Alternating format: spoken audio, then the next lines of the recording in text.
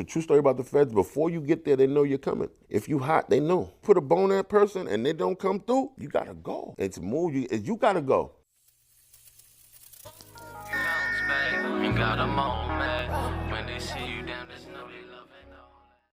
Hey everybody, welcome to the Bounce Back Podcast. I'm your host, Bobby. I got a special guest with me today. Tell the people your name, where you're from, and why you wanted to come up here today. All right. So my name is Sondro Castro. My government that I could go back these years. Whoever knows me, who really knows me as Shab, King Shab, Shabu. Great friend of mine, Clovis Lee Cobb, gave me that name, and I kept it. I'm originally from New York City, but I've been in Boston half my life. You know what I mean? So, including 2 incarcerations being here, but yes, so I represent both cities, man. That's basically who I am, man. Tell me a little bit about the early life, man. What was the home dynamic like growing up? Single mother, raised up by a black Dominican woman, you know what I mean, who actually, short story, I don't want to stretch it out too long, but my dad, I'm Central American first. I'm from Honduras, but I was born in New York. Both my parents are from Central America. And my dad, when he first came from New York, before I was born, the year before I was born, he met a great lady named Rose Gardner. Rose Gardner ended up being my mom's greatest friend. So that's who would raise me off and on to the age till she passed away at the age of my 13. But I was with my mother. I lived with my mom. It was back in, mom worked hard. So, but after 13, I fully lived with my mama. And we've always had a connection to Boston behind my godmother. So on the summertime, spending summer in Boston, I loved it. I love Massachusetts as a New Yorker. So, that's basically the beginning of me loving Mass. What did you notice at the time was like the biggest difference? Why did you like Massachusetts so much? At the age I was here, as I've gotten older, it'll probably be for different reasons, but the age I came here, New York was wild. I was wild. I don't know how my life would have came out if I would have stayed there. Mm-hmm. But what I loved about Boston is that it was dope, and you could kind of control what happened to you. Mm-hmm. This is before the hat era came in, before you couldn't do this. Boston to me has always had its own realm of its own real serious gangster. Mm-hmm. Like people would think it was just this there back then. But I knew, being a New Yorker, I knew how serious Boston was. But what I liked about Boston back then is that you could control what happened to you. Okay. In New York, if it's gonna happen, it was gonna happen. Mm-hmm. I've seen so many things that before that age I've told you. And here, you move smooth and you have a shot. In New York, you don't. So when you say you come here to Boston, what part of Boston? The South End. My godmother, I love her to death. I just sent her a dope shirt the other day. But my godmother lived on Northampton Street. So that is the first. And in truth, that's all I kind of knew at that age. I came here, like I said, it was 13, 14. Then I ran away and came back at 15, and that's when my story really starts. But yeah, it was the South End. Okay, so talk about that. You said you ran away, came back at 15. That's where the story starts. So. When the lady that helped raise me passed away, my dad, who passed away, actually, when I think I'm my dad's age now. But my dad passed away at 53 for leukemia. Mom at 13, and I don't want to even put the ages, the years there, but I could say beginning of the 80s, Mom had came here, and she moved here for a year. Let's say 82. She worked at Western Hotel. A great family brought us in, which are the Guidi family. Leslie, Lorena Guidi, Irene and Lola, and they are who truly began my hip hop. Born by Kim, Masterwork, breakdancing in my living room in Mattapan Street. Masterwork and HBO are my introduction to hip hop. And the irony is, when I'm from New York, but I didn't start my hip hop till I came here. Yeah. So that's why I say my story starts from here. Okay. So we're on one of the first breakdance crews from back then who were mixed, you know what I mean? It was black and Latino and Cape Verdean, which was my crew of Spin City Rockers. My brother Smitty's sister, Smitty was pivotal to me moving on to the next step of music, rapping. Yeah. You know what I mean? Because back then it had a change, you know what I mean? Where my sister was like, well, you guys are gonna have to, breakdancing's kind of changing. So, me and Smitty decided to pick up the microphone, but I was backing New York. But getting back to the Runaway Story, at 15, Mom had went back to New York, and they had a thing at Greyhound where you had a runaway program. So I lied and told I was from Boston. They got me back here, but I was so bad. I stayed here for about a year and a half with a great family, and they sent me back to New York. Okay, what do you mean by so bad? What type of? When I say bad, I was super mischievous, man. Okay. Like, put it like this: if we talking bad, like I had like 22 default warrants. You know what I mean? At the age of 18 or 19, because I was you know what I mean? I had sticky fingers. You know what I mean? So when I was bad, I was that kind of mischievous bad, but then I took from family. I'd cross lines when at the age and you know what I mean, and keeping it real with you is I would say behind partying. The partying back then, there's two ways to look at partying and getting high. I come from an era where my 80s, 90s, it wasn't how you got high, it's how you controlled your high. So I know dudes that we all sniff. When it came to that time of sniffing, it wasn't thought of like, oh my God, you're sniffing. Right. We all, not all, but my downfall was we call this thing called woos. We were smoking woos. Put a little bit of, we spicing it up. Put a little bit of cook up and a little bit of cigarette. I mean, weed at first, woos. Then cigarettes, then I never graduated to the pipe, thank God, but that was my downfall for 17 years. So that created my mischievousness. I take it. Somehow I'm going to get it back then. So that was the badness then, you know what I mean? As it progressed, I got older. But I'm not going to say music. The dancing was over. And I was here, and the era of drugs was here, both cities. Yep. You know what I mean? Crack was in both cities. Yep. So you either touched it one way or another. You know what I mean? I sold it, I hustled it, I used it. You know, a lady that raised me told me a long time ago, and I didn't even pay attention. She said, Papi, once you use that, which is weed, it may not get you as high as you're gonna do this. I'm like, I was 10, 11, I didn't even hear her, but I got it. You know what I mean? It's come 17, 18, I'm curious, like, all right, curiosity killed the cat.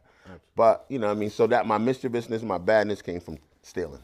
Okay, and your stealing came from because you were getting high, or did you start stealing before that? For fun, man. Yeah. I take it. You know. So do you remember that feeling the first time you got away with stealing something? Let me say a couple of my downfalls of that, which was at an early age taken from friends. Let me wear your chain. Yeah. I take your chain. At that time, did you feel guilt associated with that, or did that guilt come later when you were kind of reflecting on your life? No, I think because of using, I didn't give a fuck. I didn't care. Self-preservation. And honestly, the worst thing from back then, where I could always separate, I'm not from here, and fuck these niggas. But to date, some of my best people that are closer to me than my own blood and family are my friends I made here. So just that mentality then.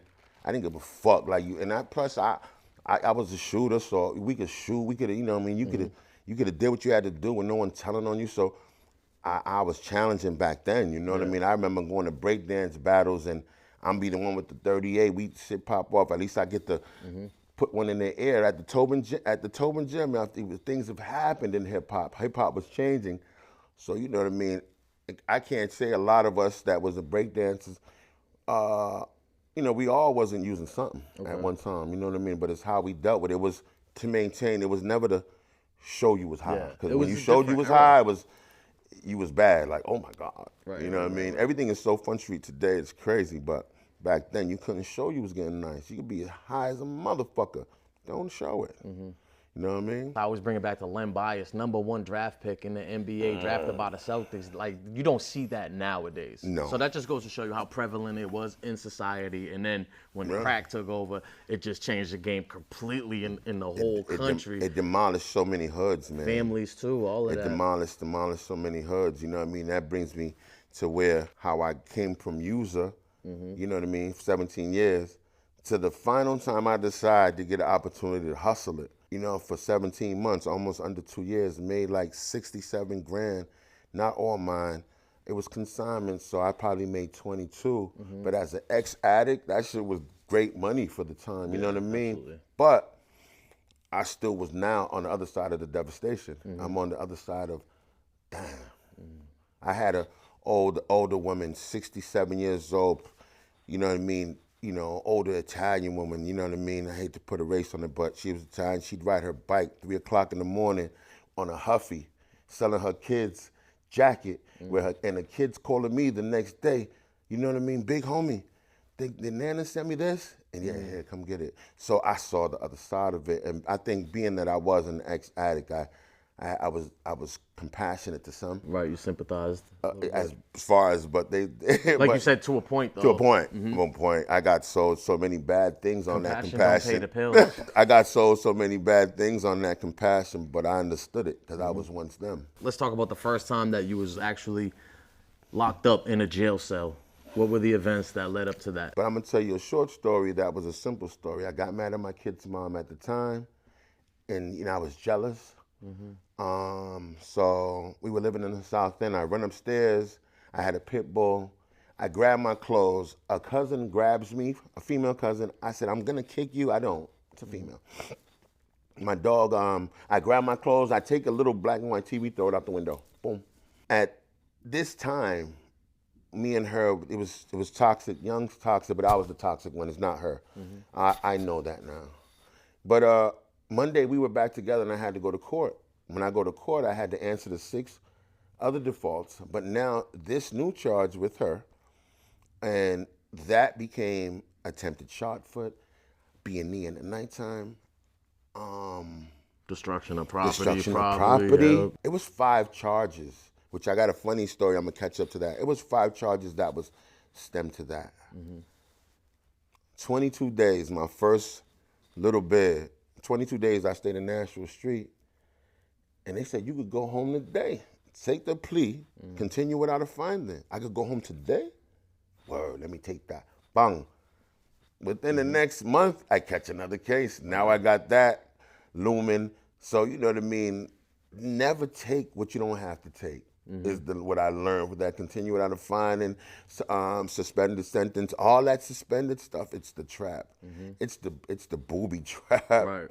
Yeah, but anyway, so that's how that started. Once I catch a case, I mess all that up. So that starts my process of catching these cases. You know what I mean? When the feds finally caught me, the reason I was never a great candidate, you know what I mean? When the person tells you that I went to feds and I got out that day, it's not that you're telling, but we got to look at that. You know what I mean? In general.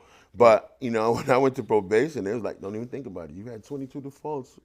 You're not a great candidate for any ankle, nothing. So, you know what I mean? But it stays on our record, which is now going to North Shore Community College, going there for child youth advocacy and human service worker. I started this year. Nice. Pretty good. My second semester, they stopped me on my quarry. They said, whoa, Mr. Castro. I go to jail. I'm in the feds for being a gang leader that showed that possession with intent. But the gang leader thing really don't help. But yeah, that was me. Arson. But that was 10 years ago, though. I have 8 years probation. This is 10 years now. So, and that case says closed. But I had an arson in a dwelling. Then I had another charge that I took. I wanted to leave. I did 30 days in Plymouth. And this was, man, keeping it real, making a mistake and cheating on my queen. She was the queen of the whole movement. But I messed with one of the homies, a female, pretty homie. You know what I mean? She chirps and says, I got the big homie's underwear. This is 2000, I don't know, before I went away. 2010, the chirp thing was out. Yeah. I overreact because I'm busted.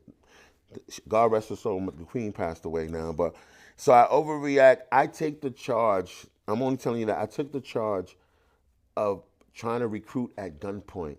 I had the charge beat. 30 days, go, Mr. Castro, just chill, another da-da-da-da-da. I was like, nah, I want to go home. I took that charge. So when the feds hit me and they picked me up for drugs, and I'm saying they try to use your who you were against you, and I got that charge trying to recruit at gunpoint. It was hard to tell them I'm not that guy. Yeah. That's all I had to tell you before I it's forgot. like, at the time, you don't, when you're taking these plea bargains at the time, you don't think like, oh, let me not take this because I'm going to catch a Fed case in a couple of years Right, and it's all going to. But it's the worst thing to do. Yes, Always exactly. Fight your case. So let's That's my point. So real quick before I get into the federal thing, I just wanted to bring it back to that first time in Nashua. Right. First time in Nashua Street, when you get in there, 22 days. Is that a culture shock for you? Is that it was different. It was that was It was my first long time. Mm-hmm.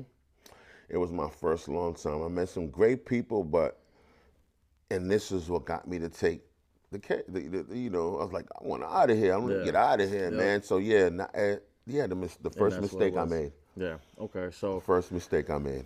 Let's talk about the events that lead up to the whole federal case, man. What's going on with that? Well, before I jump there, I will say before I got to that part, I did have a music career. Mm-hmm. After that, I did get the 91. I was able to catch a music, deal. Nice. With Critique Records gave us some money, $250,000 at that time, and that's how my brother Smitty, he had left the group like a year prior because he didn't like how things were working out. Mm-hmm. And I asked him, yo, should I leave? Want me to leave? And I just, in truth, me jumping to music was quick. It wasn't long. That's why I got to tell you this. Go ahead, get it. So after being bad, I get to get a record deal, and I used to just be my brother's hype man. You know what I mean? To introduce him a year, but I love rhyming. We used to repeat rhymes, like from a breakdancer. I would repeat it was a long time ago. I would never forget. I was caught in bed with a girl named Yvette. I was feeling like hell, but I got away. That's why I'm here telling you today. It wasn't my rhyme, but we knew the whole thing verbatim, and we'd say it, and people would go, oh. Mm-hmm. So I knew I liked that energy of rapping. But, when Smitty did leave in that year, of me coming to the group, and the reason I bring the story up, because had he just said, come on with me, I don't know what I would have did, but I probably wouldn't be right here. So that little decision, he didn't think of himself. He's like, just stay there. The following year, I catch a record deal, $250,000.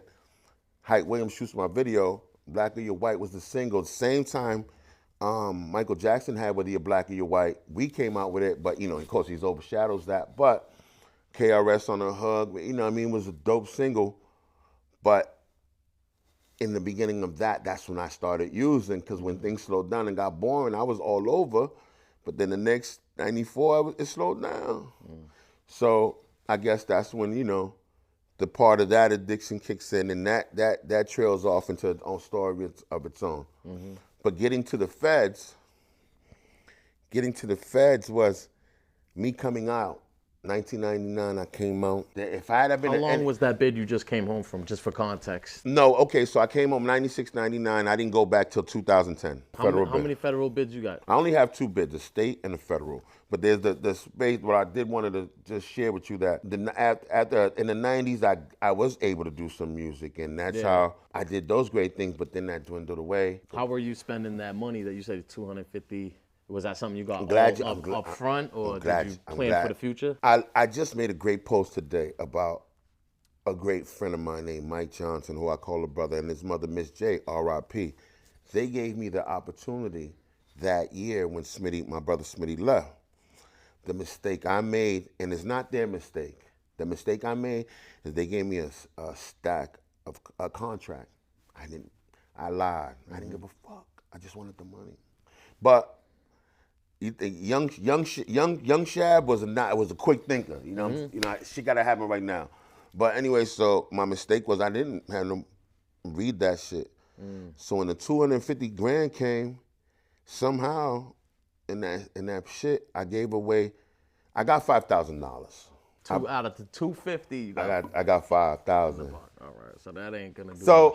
That's jerk change to me. So what I could tell you, they used to have a store downtown Boston called Crystals. I went down there, bought all these travel fox. I thought I was a Jamaican, New Yorker, or whatever the fuck. I love Jamaican culture anyway. I'm Central American. Yep. But I not on the Jamaican stuff, but I did like their vibe back then. So I went and got the travel fox. I bought a Buick on Blue Hill Ave. My Dominicans over there, $1,000 a pound of weed. The shit was gone in a week. All right, so just for the timeline's sake, your state bid came before the Fed bid? State bid came before. I caught an arson charge. You caught an arson charge. So tell me a little bit about that. More so the arson charges being cheated on the first time, and I was using and I didn't care. I got 4 years for that. 4 years. Yeah, you got Okay, 4 'cause years for that, man. Arson's a tough thing to have on your record. Yeah, it's From what I bad. heard, you know what I So mean? that's what the college saw. Was that? That's where'd you do that state bit at? I did it here. I did it here in Concord. I came home from Shirley. Shirley minimum. What was happening at this time, the whack shit where they was taking people to Texas. When I got sentenced 1996. I was there 96 to 2000. I got classified to Plymouth for 6 months. Then they sent us to Shirley. Okay. You know what I mean? And so how was your bid in the minimum? That was, I mean, minimum's pretty. Yeah, you know the minimum, but the minimum puts you in perspective, though. Honestly, we knew we could have left. Yeah. But you know what I mean. But I didn't go like man. I did the rest of the time because I stayed in Middleton like 22 months, and my time, thanks to my mama, she got me. At first they wanted me to do 8 to 10, but I wasn't doing time on singeing, and this was bad relationship. Me going crazy because she cheated on me, and I was drunk. I drank 3 Boone's Farm, and I tried to light a teddy bear up. It went awry. And what happened was, their family, you know what I mean? I had my daughter with her. Their family, they had insurance, so that was the fight in the end. Yeah. You know what I mean? So I did 4 years on that. Did you have to come home to probation? That was a straight rap. That was a straight rap. Okay. Yeah, that was a straight rap. Did that state bit. You did the 4 years straight rap, no probation, nothing like that. How long until the Fed thing starts happening? You get out 2000, you said? 2000. It was, 2010. 10 years later. So you had a 10-year run. Yeah. All right, what were you doing for that 10? You back on the music tip? Tell me a little bit about that. Were you doing the wrong thing? So I wasn't fully on the music like I should have been, you know what I mean? In truth, I was just living, man. In truth, just living. Okay. And I always say, damn, if I was focused like I am now, that my focus today, had I had it then, I'd have been on. You know what I mean? So the 10 years, I just was living in truth, man. But during that, I started becoming, the big homie, you know what I mean?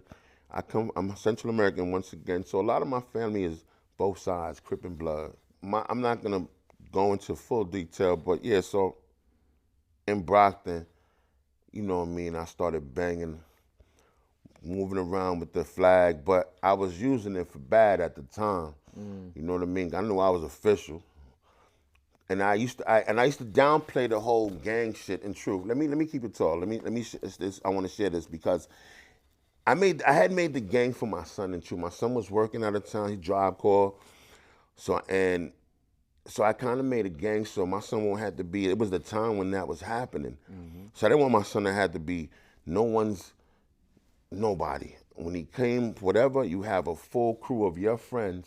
Because a lot of the people I was getting to come home to me was mothers that I know. Like, yo, Shab, my son doing this. I'd rather him be with you. So that's how a lot of my shit came. I wasn't out here recruiting nobody. I didn't have to. Right. I didn't do that. You know what I mean?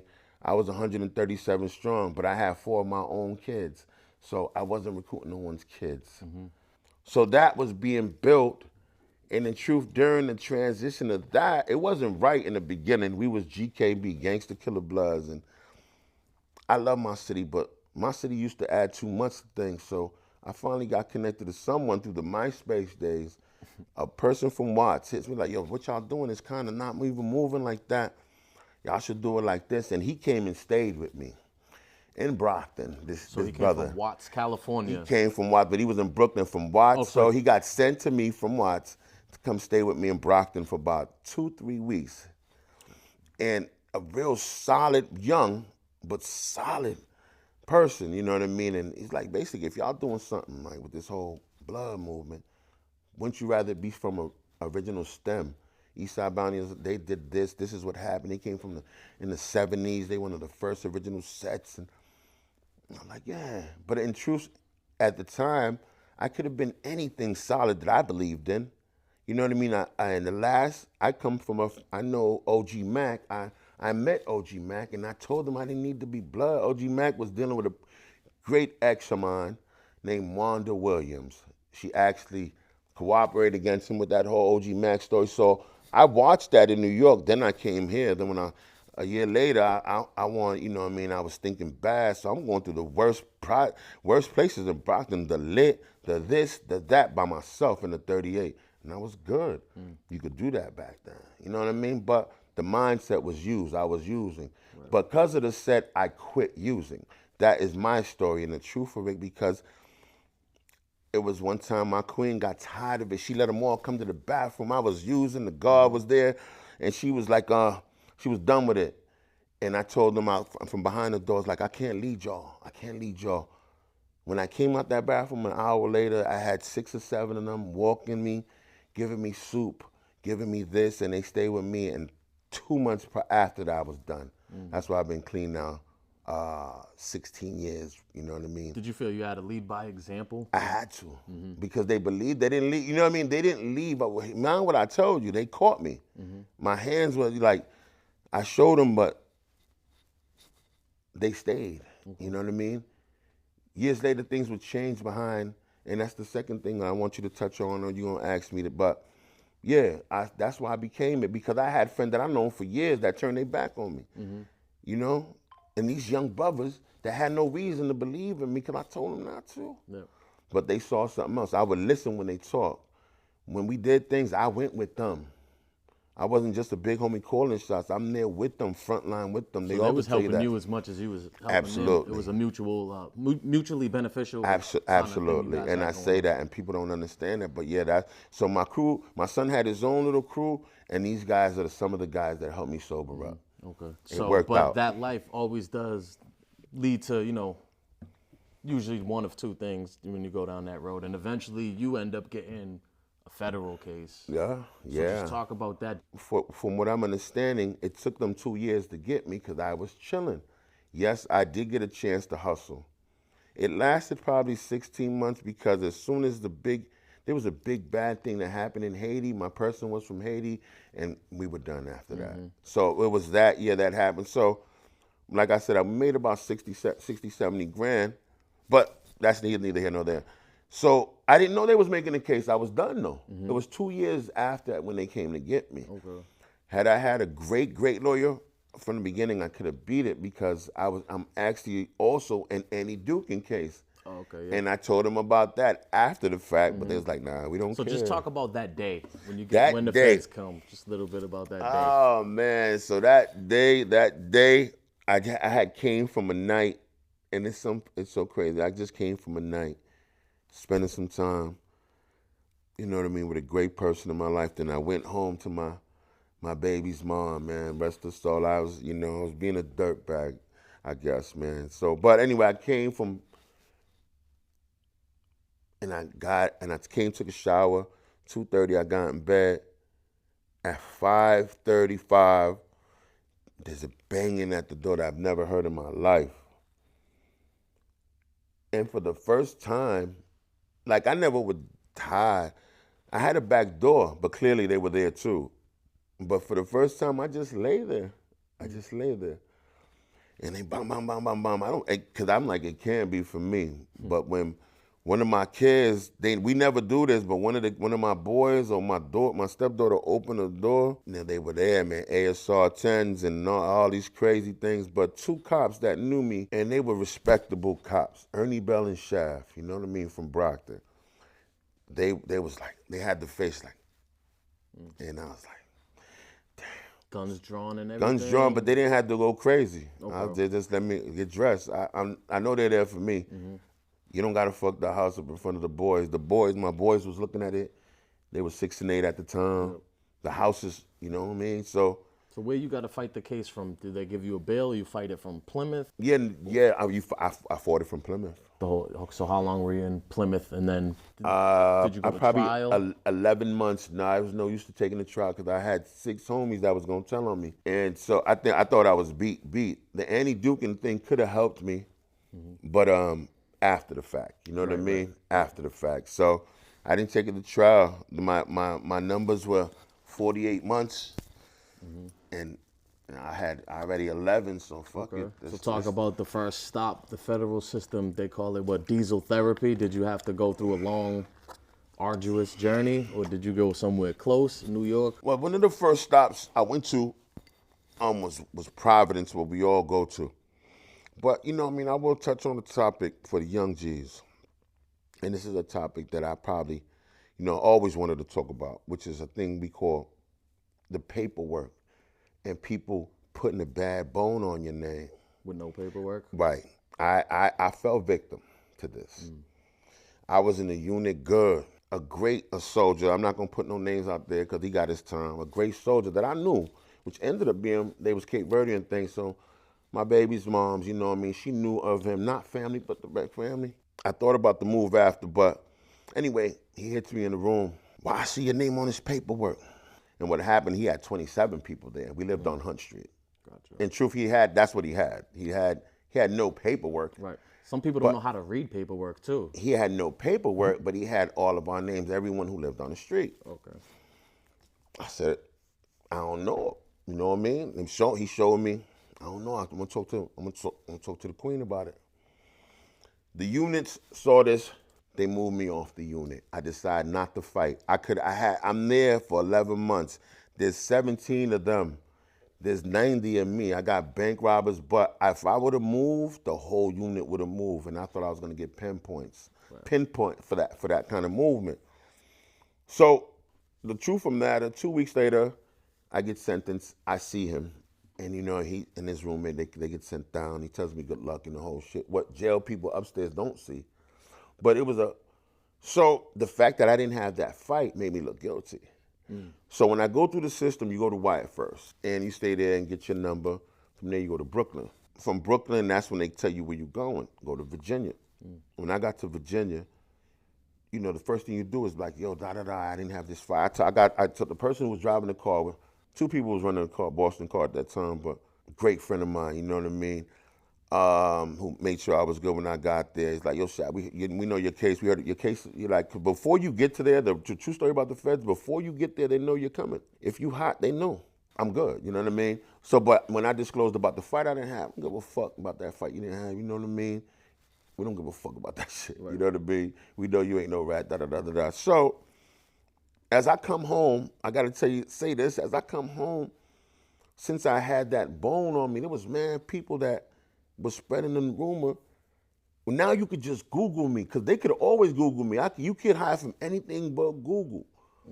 But the day I wrapped up my case is the day I almost came here with it, but I ain't had to do that. It's paperwork. I got my paperwork. A lot of these kids, grown men or whoever, have your paperwork. That's forever. So I had posted it on social media, since that's how we do. And out of 5,000, I give me an address if you guys feel like this paperwork is wrong or I did anything. Now, years after, 10 years, oh damn, he didn't tell. Now you just look silly. But the worst thing to do in the system or in general is to put a bone on something. In the feds, you put a bone on that person and they don't come through, you gotta go. Yeah. It's move. You gotta go. Out here, you know how many so many people had to go. I had a list, but I never chased that, man, because my name's good, man. You know what I mean? So. But that's for the young G's coming up, you know what I mean? Don't keep to the jail thing where you have to do or have to do. Not always go back to that story. Sometimes I say, damn, I should have just fought him. Right. I should have just fought. I should have just fucking fought him. Right. Because then the only guilt is that I didn't fight him. You know what I mean? You know what I mean?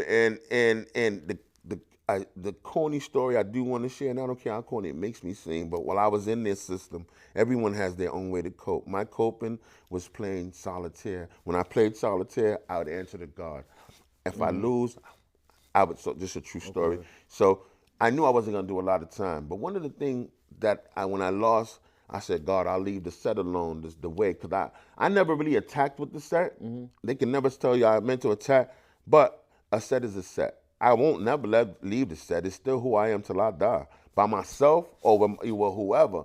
But God, I lost, and God said I had to leave it alone. I had to leave it alone, homie. Yeah. And I had to leave it alone, because one of them could have did something to jeopardize me now in them 10 years. You know what I mean? Because in truth, what I was a big counselor. Don't do that. Nah, don't shoot him. Nah, don't. You don't even want to do that. Nah, she did that. Word. You know, nah, you ain't got to, you know. That's what I did for my time, you know what I mean, with them. And today I got some that love me, some that don't understand me, but they know I kept them out of trouble. Some of them still in the life, you know what I mean? We still in the life, but it's how we move now. Just to be clear too, because I think Virginia has a couple spots. What was the name of the Petersburg, Virginia. Petersburg, okay. Petersburg. That's Petersburg. an FCI? Yeah, it's Okay. a medium. Medium. Yeah. So a lot of people, they have the misconception like, oh, you know what I mean, the feds, salad bars and stuff like that. But it's not really always like that. It pops off. Oh, no, it pops off, man. Yeah, so why do you talk about some of the stuff that goes on in the feds? Politics of the system is serious, and not why they say Boston's car always has a great car, because Boston's car never get in no false bullshit. Like, you know what I mean? I hate to knock them, but DC always gonna get in some bullshit, because DC, anybody could go there from the feds. But Boston's car, so that being said, we never had to deal with that like, okay, Boston gotta do this, because when Boston go, we all gotta go, and that's no matter how many's there. But what I saw there, you know, what I saw there, well, you know what I mean, is the separation, but it's organized, homie. Like, I can't tell you, I saw probably worse things in Plymouth that I saw in the system, in the feds, because we grown. Half of us there are grown, and half of the young G's got grown time. So who's keeping everything in line, though? I take it it's not the administration and the CEOs. It's more like you said, the Boston car, make sure everybody make sure nobody messes with other people, and it don't cause a big thing, because we doing time here and we don't want to. So what I like is they always put a clear-headed person or thinker at the top to lead the car. So before a crash out really happens, there's a conversation first. Behind the wall, you're not gonna have that organized. I'm not, you know what I mean? Yeah. It's go time. It's go time. Yeah. So the feds, and a lot of people in there is grown, honestly. And even the young G's, like I said, not all of them, but they got some strong time. So how's it work? Is there anybody getting by as a lone wolf, or you gotta figure out where you fit in? And not the lone wolves, you know what I mean? You don't. I didn't see it too much, but I probably spoke to a few. But what was crazy for me when I got to Virginia, me being Central American from New York originally, in the Boston car. I had 4 cars to be part of. I kept Boston, but I still kept the Centros and the Mexicans behind Boston, because they was 700 strong. I was good with them, like everywhere. I even got Central on me, you know what I mean? But they knew I was Boston. I ain't even, you know what I mean? I wasn't even on homie time. I told the homies, you know what I mean? Salute to the homies. I like, your homie, I like 17 months here. Yeah, you know what I mean? I ain't on the clock on this one. They respected it. You know what I mean? OG Hammy was like, they respected it. I'm here with Boston and my Centros. You know what I mean? They respected it, and we was good. Not no problem while we was there. You know what I mean? No problem. That's important to know. Like, you know, people like you know, not everything has to go right to violence. Conversations can be had. It comes first. Now, don't get me wrong. I got into it with a Sunni Muslim. Great person, used to be my barber. Scrabble. We yelling early in the morning. Handball, it's always something. We yelling early in the morning. Whatever. He's not a great loser. And we ready to go to blows behind it. And it was over. I ain't understand the lingo then, but he said, I called him fool, because he said he said I ain't understand. He's like, you sweet. It's 7:30. I said, you fool. And that got into, but before that got to it, Boston talked to the other dude before we went to the room. We could have went to the room, but that instant jeopardized if we did it on the floor, or we take time and go do it. We still had to talk to somebody. But before we got to the talk to, you know what I mean, we both realized, like, bro, over a game? Like, you know what I mean? Right. So 2 weeks later, me and him had chopped it up, and, you know. Yeah. You gotta see if it's really worth it, because it could get escalated, even like we were talking off camera. Even if you don't mean for things to escalate, it don't take, like He said, man, that the furniture in jail don't move. Furniture in prison, that shit don't move. You get hit the wrong way, that could be it. On numerous occasions, that didn't happen. Motherfucker got into a fight, hit the locker, hit the floor. That's it. No more. Man, it's stiff. Yeah, you hit it the wrong way. That could be a wrap, man. You turn that 48 months into 48 years, and it's like kiss the game goodbye. I've seen it myself. You know, he was right. And not too many weapons. You don't need too many weapons, man. When you just creative, cans and socks are weapons. So I seen it, man. So, but luckily, I would have tell you, like when I was going through the system, the worst thing I thought about in the system, for me, as I was traveling and moving from Providence to New York, and then Virginia. I was like, this rat got me traveling like this, because I was there behind the rat. Had that told on me, so that's why I was so bothered by someone trying to put that label. I'm here behind one. Right. How can I come do the same thing? Although the Fed said you could be home at 11 o'clock, Castro. I said, I don't even know why I'm here. I'm like, he said, all right, then that's how you want to do it. I'm like, and for the people that don't know, what did they mean by that? Oh, what yeah, were they expecting that same day I could have been home. He said 11 o'clock. If what? If I would have worked with them. Right. Okay. Yeah, that's what I'm getting at. Yep. 12 years later, a bunch of years, I didn't. I couldn't. Yep. And come back. I don't understand how there is people that have cooperated and come back and try to move amongst. Wow. Get the fuck on. Like, so to be called that hurt more. But that's what I thought. My rat guy had me in Brooklyn, MDC. This rat got me in Virginia. I never even been to Virginia. Right. This rat got me here. So, yeah, I despise rats. Did you get any visits in Virginia? I never got none, man. It was not even something you thought about, huh? Nope. Being that far. I didn't want to put my people to it because, you know, my baby's moms, you know what I mean, she was taking care of my 2 boys and plus her 4. So, no, I didn't even want to put that on So her. when you got, do you end up wrapping up from that spot in Virginia, Petersburg, or do you end up hitting No, I ended up coming home, so I ended up getting to move and getting to come home from Fort Devens. Where's that at? Western Mass? That's in Devens, Mass. Now you closer to home too, so even like location-wise, but time-wise too, symbolically. Yeah, no matter what, they was. That's got to be a good feeling. Yeah, it was. Did you start formulating a plan for your release? Nah, you know what? Keeping it real with you, when I didn't want to make that mistake. You know, one of our mistakes, I think, is over-planning in the system. So there's always a lot of us that be like, I'm going to go do this, I'm going to do this, and I'm going to do this, and I'm going to do this. I didn't do none of that. I didn't know what I was going to do. You might overwhelm yourself with all that, yeah. I think we do sometimes. You know what I mean? I didn't do that, so I didn't have a plan. Okay. First, I got to know me. I didn't even know who I was. So what did you learn about yourself? You got to know yourself. That's a beautiful thing in life to get reacquainted with yourself. It was a humbling effect, you know what I mean? Because before I went in, I was the man. Then you're back behind the wall, and at days you may not even have nothing to fill out your canteen slip with, and you weren't. And a friend is the one I had great people, you know, to date. Pucho, you know what I mean?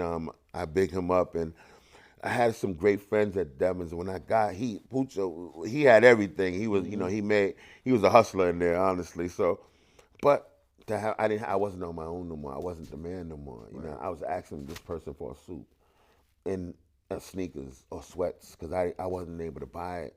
So the humbling of who you were to who you are becoming and understanding it, because the first day you come home, you're still process system, no matter what, halfway house or not. I stayed in the halfway house for 2 months. Then I just posted, it's funny that I'm here today, but I knew I was supposed to be here, but I posted 3 things today. And one of them was giving my sister her credit and how things were. Now, 10 years ago, I came home after the halfway house. She gave me a little room in Boston, and everyone came to see me there. Yeah. I've had Edo and Rip Shop, and they would come see me while I was in this little room. Nice. Don Hay, everyone that did something. And she gave me that. She gave me that, and I had to give her flowers there. So that helped me reformat who I was and realize, okay, Shan, now you got to do this, you got to do that. And the streets were changing. And I didn't want to go back, you know what I mean, on some trying to hustle, get this money, so. What would you say is the worst part about the feds? I think the worst part is how they move you around. They purposely move you around.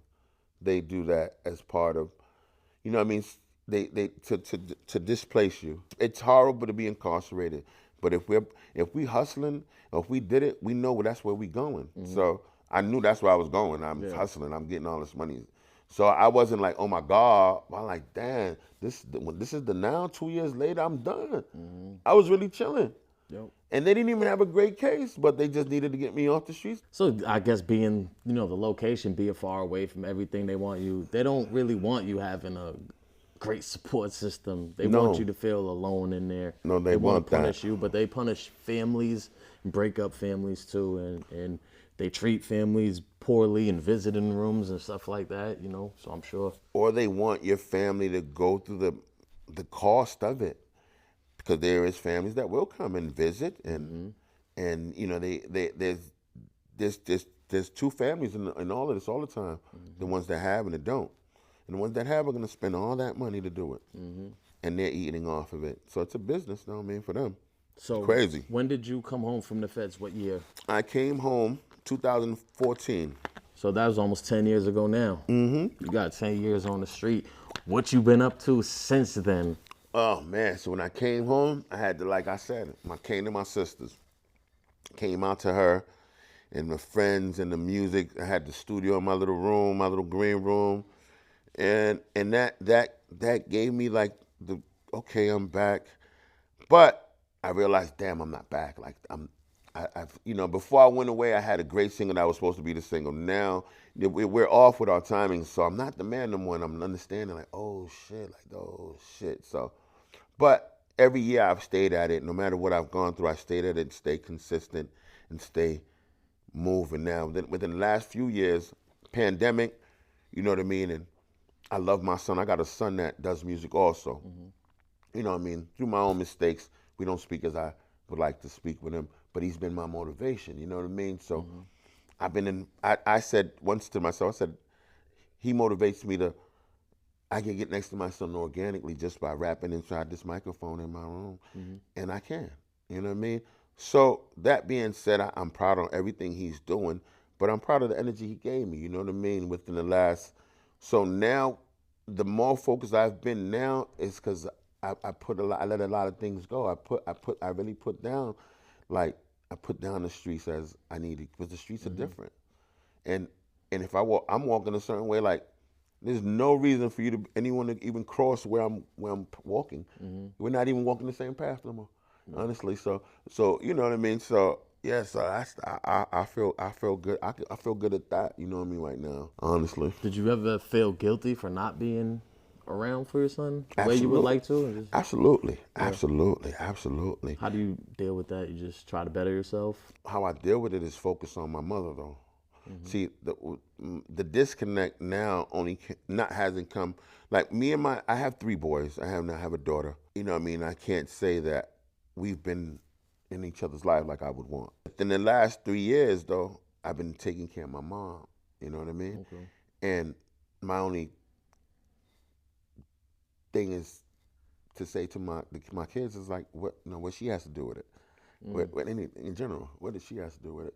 Okay, we could all be upset about what we want to be upset about, but for the last 3 years, I've been bettering myself. So I've reached out to my kids, of course. You know, my kids want to do them and do what they're doing, and I can't knock it. I am half of them. You know what I mean? And they are half of who they are and their mom. So now I don't feel no guilt because I'm taking care of my mother. So talk a little bit about what you've been doing to better yourself. You say you've been bettering yourself. What are some things you're going? Okay, one of the things, I decided to go back to college, to be a child youth advocate, ironically, to teach me things more than I don't know, and to be a human service worker, you know. And one of the things I do with that is I go to my mom's program and I deal with the older ladies over there, and you know what I mean, see what they want. I perform for them a few times, and so that I just want to try to help, you know what I mean. And one day, getting back to my kids, I want to help me.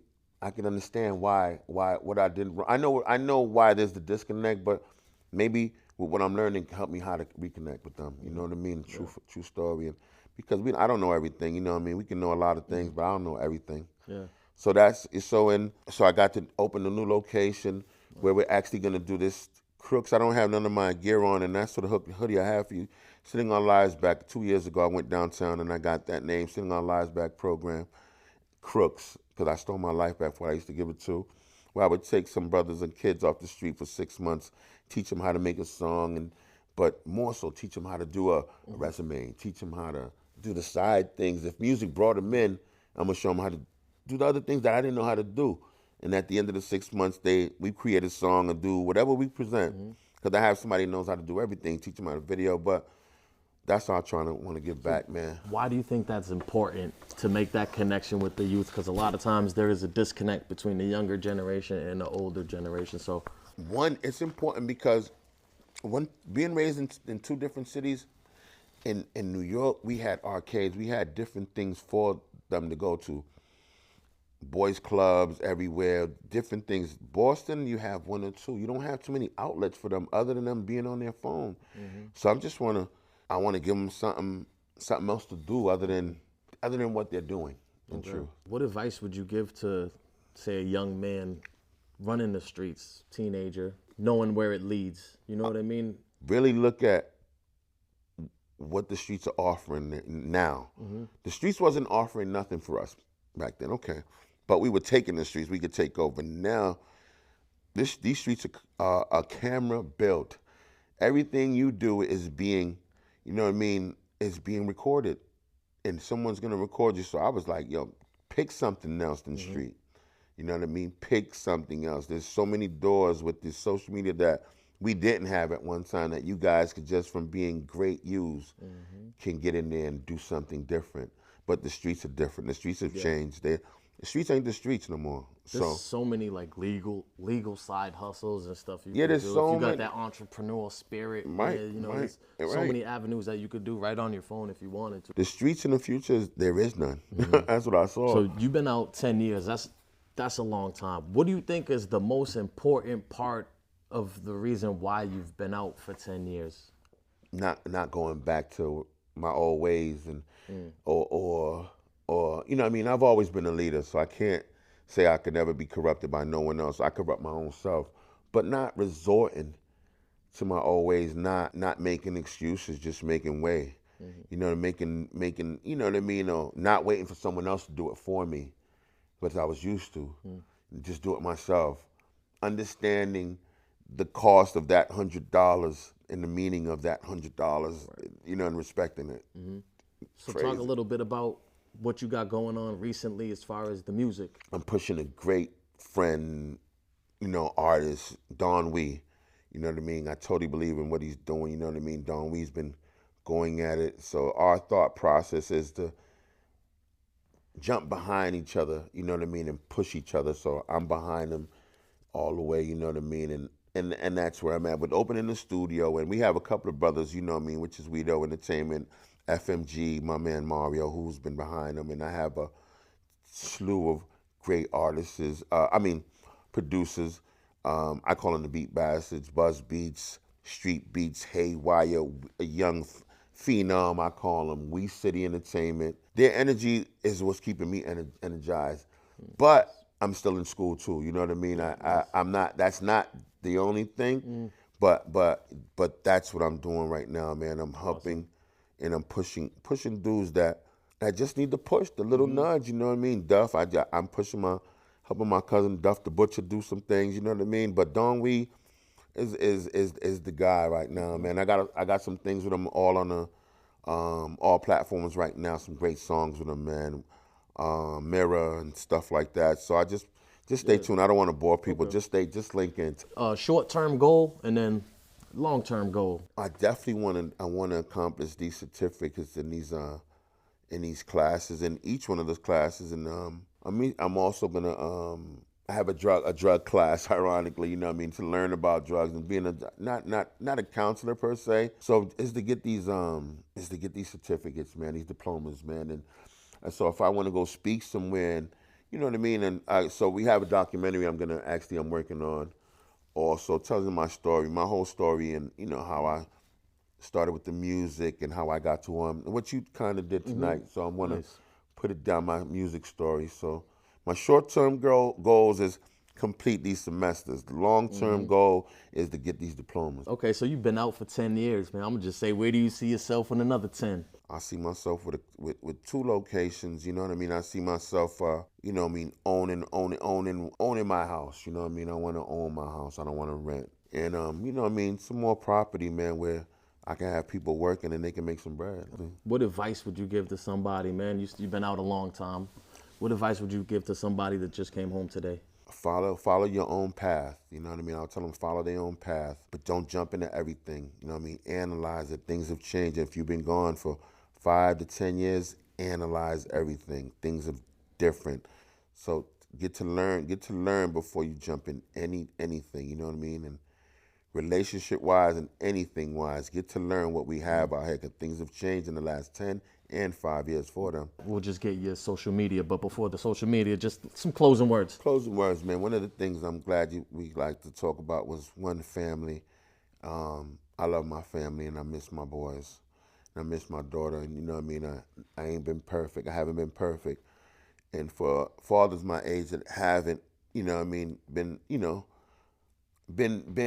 their best, you know what I mean? Just make sure, you know what I mean, our kids know we love them. My kids, they know, I know they know I love them, you know what I mean? And be the best you can be first, though. You got to be the best you to help them. And if you're not, stay away, you know what I mean? And I'm glad we touched on the whole paperwork thing for the youth and all that, you know what I mean? And don't put nobody under the bus until you actually see actual work on them, you know what I mean? And realize that could be touched up too, but don't put a bad bone on no one's name, you know what I mean? And until you actually know that person and see if it's even worth it. But don't put a bad bone on nobody's name. Man. Okay, where can the people find you on social media? So you can find me. You can find me on, let me see, Instagram, The Real Sondro Castro, Facebook, Sondro Krooks Castro, YouTube, Sondro1236. And yeah, man, you can just Google me. Honestly, I'm everywhere. Honestly, I try to be everywhere. But stay tuned. We got this show, February 29th, Man Terror at OG, and I got a slew of great artists at the Jungle. So yeah. Okay, the Jungle in Somerville. Somerville, yeah. Shout out to the OGs too. They talk Man Terror at OG. Yeah. If you're from around here, you know the name. Yeah, I gotta shout them out, man, and everyone else on the bill, man. And shout out to everybody doing what they doing, and my son too. I love you, boy. Absolutely, keep grinding. Guys. That's Sondro, man. I'm your boy, B. Luke. Guys, Hey. It is what it is. What's next is what you make it. On that note, we out of here. Thanks for tuning in. Make sure y'all like, comment, and subscribe. Go follow my boy on all platforms. Word. All right, we out of here. Peace out. Thanks for coming, bro. Word, man. Thank you for having me, bro. Ain't got a moment when they see you down the